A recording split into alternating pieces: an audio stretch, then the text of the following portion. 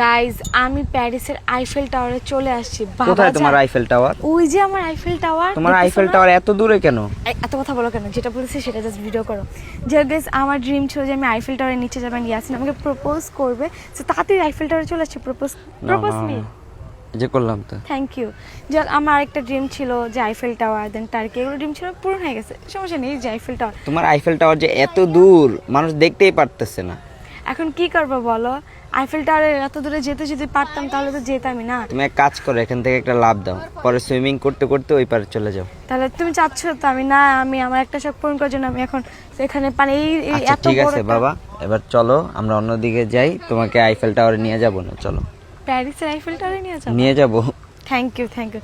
যে গেছে এটা কি টাওয়ার আমি আসলে জানি না, বাট দেখতে না একদম মানে মনে হচ্ছে যে আইফেল টাওয়ারের মতোই আর কি, বাট অনেক ছোট। কিন্তু এটা আইফেল টাওয়ারটা অনেক লম্বা হয়, নিচের সাইডটা ঠিক আছে বাট উপরের সাইডটা ঠিক নেই, মানে লাইক তোমার কল্পনায় এটা আইফেল টাওয়ার লাগতেছে। কি করব, খালি কল্পনাই করছি সবকিছু।